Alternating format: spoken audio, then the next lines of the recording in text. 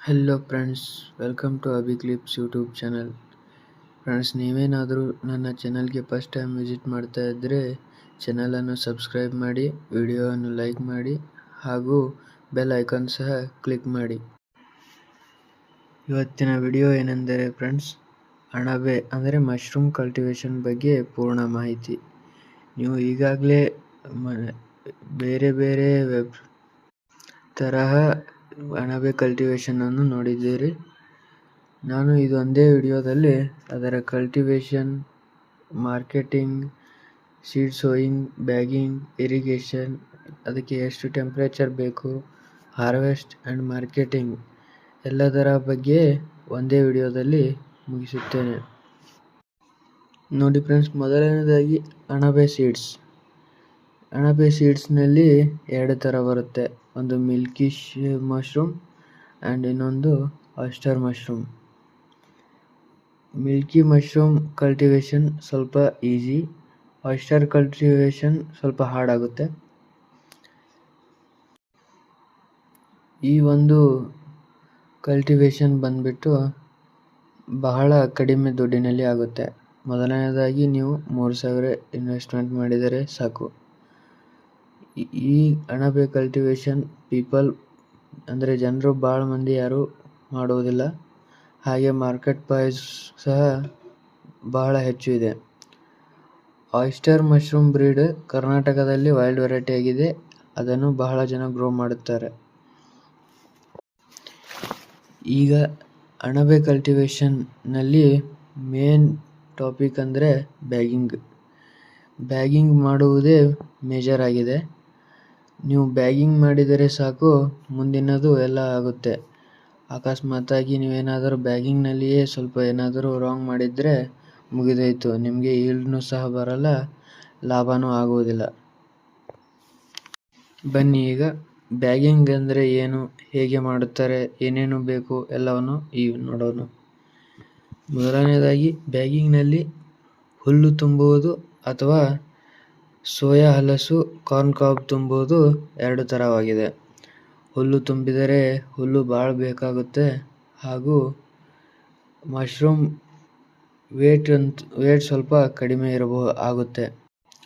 ಹುಲ್ಲು ತುಂಬಿದರೆ ಟೈಮ್ ಸಹ ಭಾಳ ತೆಗೆದುಕೊಳ್ಳುತ್ತೆ.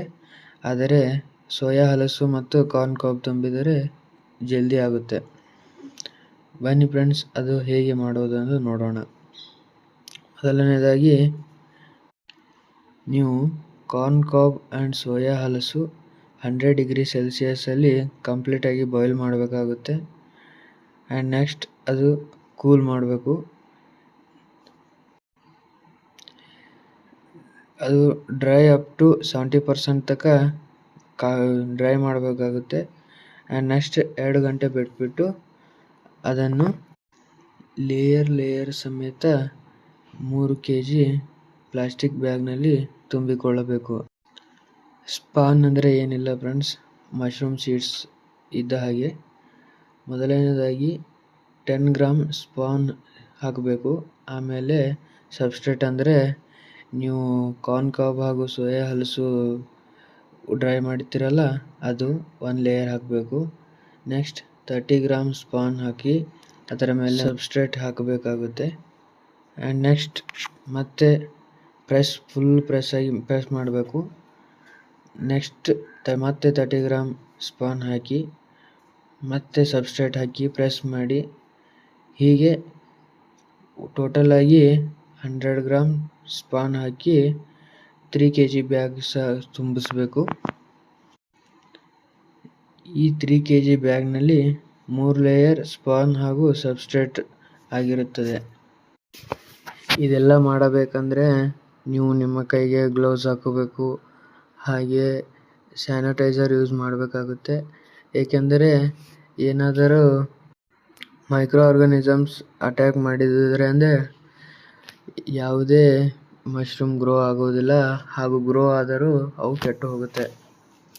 ನೆಕ್ಸ್ಟ್ ಬನ್ನಿ, 15 ಡೇಸ್ಗೊಮ್ಮೆ ಈಲ್ಡ್ ಬರುತ್ತೆ.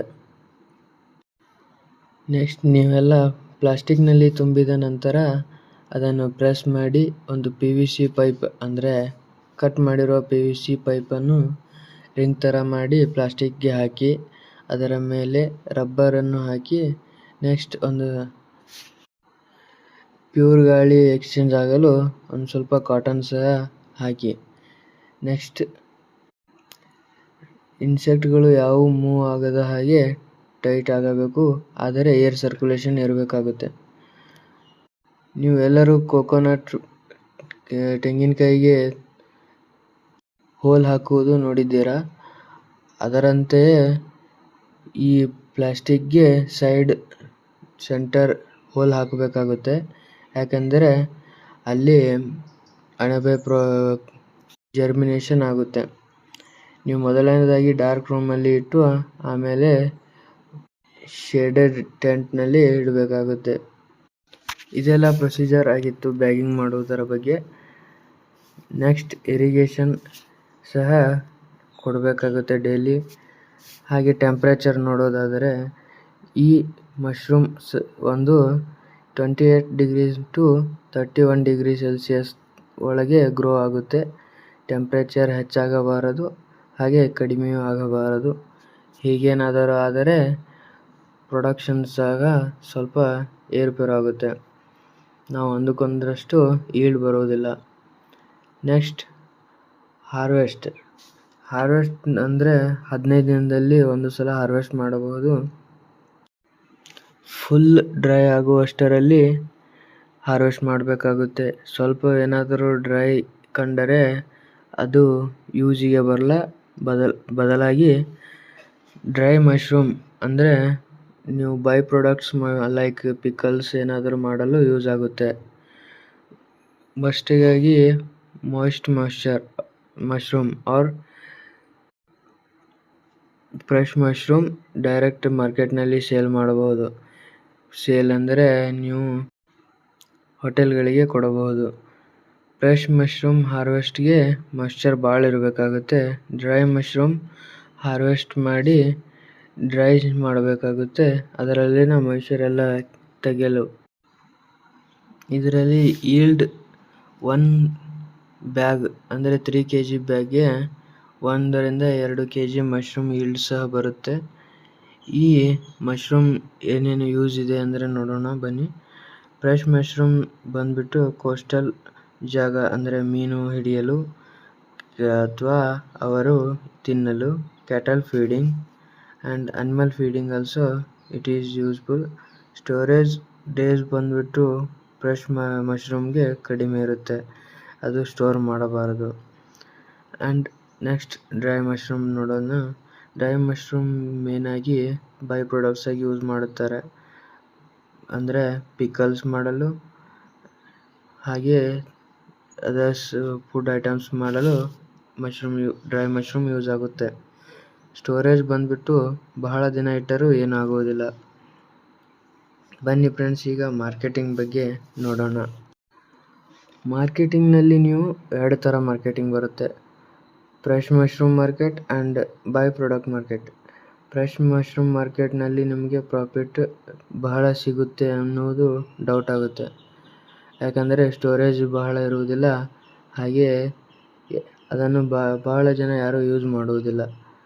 ನೀವು ಬೈ ಪ್ರಾಡಕ್ಟಾಗಿ ಮಾಡಿ ಅದನ್ನು ಸೇಲ್ ಮಾಡಿದರೆ ನಿಮಗೆ ಲಾಭನೂ ಬಹಳ ಹಾಗೂ ಸ್ಟೋರೇಜ್ನೂ ಮಾಡಬಹುದು, ಹಾಗೆ ಪ್ರಾಫಿಟ್ನೂ ಹೆಚ್ಚು ಬರುತ್ತೆ. ಪ್ರಾಫಿಟ್ ಅಂದರೆ 100 ಗ್ರಾಮ್ ಡ್ರೈ ಮಶ್ರೂಮ್ಗೆ ಆನ್ಲೈನ್ನಲ್ಲಿ ರೇಟ್ ನೋಡೋದಾದರೆ 300 ರಿಂದ 400 ರೂಪಾಯಿ. ನೋಡಿ ಫ್ರೆಂಡ್ಸ್, 1 kg ಡ್ರೈ ಮಶ್ರೂಮ್ಗೆ 600 ರಿಂದ 700 ರೂಪಾಯಿ. ಫ್ರೆಶ್ 1 kg ಮಶ್ರೂಮ್ಗೆ 100 ರೂಪಾಯಿ. ನೋಡಿ ಫ್ರೆಂಡ್ಸ್, ಡ್ರೈ ಮಶ್ರೂಮ್ಗೆ ಎಷ್ಟು ಬೆಲೆ ಹಾಗೂ ಫ್ರೆಶ್ ಮಶ್ರೂಮ್ಗೆ ಎಷ್ಟು ಬೆಲೆ ಅಂತ. ಡ್ರೈ ಮಶ್ರೂಮ್ ಬಹಳ ದಿನ ಸ್ಟೋರ್ ಮಾಡಬಹುದು, ಆದರೆ ಫ್ರೆಶ್ ಮಶ್ರೂಮ್ ಹಾಗೆ ಸ್ಟೋರ್ ಮಾಡಲು ಬರುವುದಿಲ್ಲ. ಈ ಮಶ್ರೂಮ್ ಗ್ರೋ ಮಾಡಲು ಸೀಸನ್ ಏನಾದರೂ ಪರ್ಟಿಕ್ಯುಲರ್ ಇದೆಯಾ? ಹಾಗಂತ ಏನು ಸೀಸನ್ ಇಲ್ಲ. ನೀವು ಸಮ್ಮರ್ನಲ್ಲಿ ಮಾಡಿದರೆ ಕಡಿಮೆ ಈಲ್ಡ್ ಬರುತ್ತೆ, ಹಾಗೆ ಸ್ವಲ್ಪ ಟೆಂಪ್ರೇಚರ್ ಸಹ ಮೇಂಟೈನ್ ಮಾಡಬೇಕಾಗುತ್ತೆ. ವಿಂಟರ್ ಅಥವಾ ಮಳೆಗಾಲದಲ್ಲಿ ಈಲ್ಡ್ ಸಹ ಹೆಚ್ಚಿಗೆ ಇರುತ್ತೆ. ನೀವೇನಾದರೂ ಎಕ್ಸ್ಟ್ರಾ ಟೆಂಪ್ರೇಚರ್ ಪ್ರಾಡಕ್ಟ್ ಕೊಡುವುದು ಏನೂ ಬೇಕಾಗೋದಿಲ್ಲ. ಆ್ಯಂಡ್ ನಾರ್ಮಲ್ ಕಡಿಮೆ ಟೆಂಪ್ರೇಚರ್ನಲ್ಲಿ ಗ್ರೋ ಆಗುತ್ತಲ್ಲ, ಹಾಗಾಗಿ ವಿಂಟರ್ ಹಾಗೂ ರೈನಿ ಸೀಸನ್ ಈ ಮಶ್ರೂಮ್ ಕಲ್ಟಿವೇಷನ್ಗೆ ಬಹಳ ಒಳ್ಳೆಯ ಸೀಸನ್ ಆಗಿದೆ ಹಾಗೂ ಈಲ್ಡ್ ಸಹ ಹೆಚ್ಚಿಗೆ ಬರುತ್ತೆ. ಈ ಮಶ್ರೂಮ್ ಕಲ್ಟಿವೇಷನ್ ಮಾಡಿ ಬಹಳ ಜನ ಪ್ರಾಫಿಟನ್ನು ಹೊಂದಿದ್ದಾರೆ. ಇದೊಂದು ಬಿಸ್ನೆಸ್ ಅಂತಲೇ ಹೇಳ್ಬೋದು. ಇದರಲ್ಲಿ ಇನ್ವೆಸ್ಟ್ಮೆಂಟ್ ಬಂದುಬಿಟ್ಟು ಬಹಳ ಕಡಿಮೆ, ಹಾಗೆ ಪ್ರಾಫಿಟ್ ಸಹ ಹೆಚ್ಚು ಬರುತ್ತೆ. ಸ್ವಲ್ಪ ಏನಾದರೂ ಈ ಪ್ರೊಸೀಜರ್ ಬ್ಯಾಗಿಂಗ್ನಲ್ಲಿ ಏನಾದರೂ ಪ್ರಾಬ್ಲಮ್ ಆದರೆ ಪೂರ್ತಿ ಪ್ರಾಫಿಟ್ ಹಾಗೂ ನೀವು ಲಾಸ್ನಲ್ಲಿ ಹೋಗಬೇಕಾಗುತ್ತೆ. ನೀವು ಮೇನ್ ಆಗಿ ಬ್ಯಾಗಿಂಗ್ ಹಾಗೂ ಆ ಟೆಂಪ್ರೇಚರ್ನ ಕಾಯ್ದಿಟ್ಟುಕೊಳ್ಬೇಕಾಗುತ್ತೆ. ಎಲ್ಲ ರೈತರು ಸಹ ಈ ಒಂದು ಮಶ್ರೂಮ್ ಕಲ್ಟಿವೇಷನನ್ನು ಆರಾಮಾಗಿ ಮಾಡಬಹುದು. ಏನು ಇನ್ವೆಸ್ಟ್ಮೆಂಟ್ ಸಹ ಭಾಳ ಬೇಕಾಗುತ್ತಿಲ್ಲ, ಹಾಗೆ ಪ್ರಾಫಿಟ್ನೂ ಬಹಳ ಬರುತ್ತೆ. ಈ ಒಂದು ಮಶ್ರೂಮ್ ಕಲ್ಟಿವೇಷನ್ ಇದಕ್ಕೆ ಏನು ಲ್ಯಾಂಡ್ ಬೇಕಾಗಿಲ್ಲ, ಹಾಗೆ ಸ್ವಲ್ಪ ಏರಿಯಾ ಮನೆಯಲ್ಲಿಯೂ ಸಹ ಇದನ್ನು ಕಲ್ಟಿವೇಟ್ ಮಾಡಬಹುದು. ಇದಕ್ಕೆ ಯಾವುದೂ ಮಣ್ಣು ಬೇಕಾಗಿಲ್ಲ ಹಾಗೂ ಪರ್ಟಿಕ್ಯುಲರ್ ಜಾಗ ಬೇಕಾಗಿಲ್ಲ, ಮನೆಯಲ್ಲಿಯೂ ಇದನ್ನು ಕಲ್ಟಿವೇಟ್ ಮಾಡಬಹುದು. ಇದಾಗಿತ್ತು ಫ್ರೆಂಡ್ಸ್ ಇವತ್ತಿನ ವಿಡಿಯೋ ಏನಾದರೆ ಡೀಟೇಲ್ ಆಗಿ ಚೆನ್ನಾಗಿ ಅನಿಸಿದರೆ ವಿಡಿಯೋಗೆ ಲೈಕ್ ಮಾಡಿ, ಹಾಗೆ ಮುಂದಿನ ವಿಡಿಯೋಗಳನ್ನು ಸಹ ನೋಡಬೇಕೆಂದರೆ ಸಬ್ಸ್ಕ್ರೈಬ್ ಮಾಡಿ. ಹಾಗೆ ನಿಮ್ಮ ಯಾರಾದರೂ ಬಿಸ್ನೆಸ್ ಮಾಡುವ ಐಡಿಯಾಸ್ ಇದ್ದರೆ ಹಾಗೂ ಮಾಡಬೇಕೆಂದು ಇಷ್ಟಪಟ್ಟವರು ಈ ಬಿಸ್ನೆಸ್ ಸ್ಟಾರ್ಟ್ ಮಾಡಬಹುದು. ಹಾಗೆ ನಿಮ್ಮ ಫ್ರೆಂಡ್ ಸರ್ಕಲಲ್ಲಿ ಯಾರೇ ಇದ್ದರೂ ಅವರನ್ನು ಸಹ ಈ ವಿಡಿಯೋವನ್ನು ಶೇರ್ ಮಾಡಿ. ಧನ್ಯವಾದಗಳು.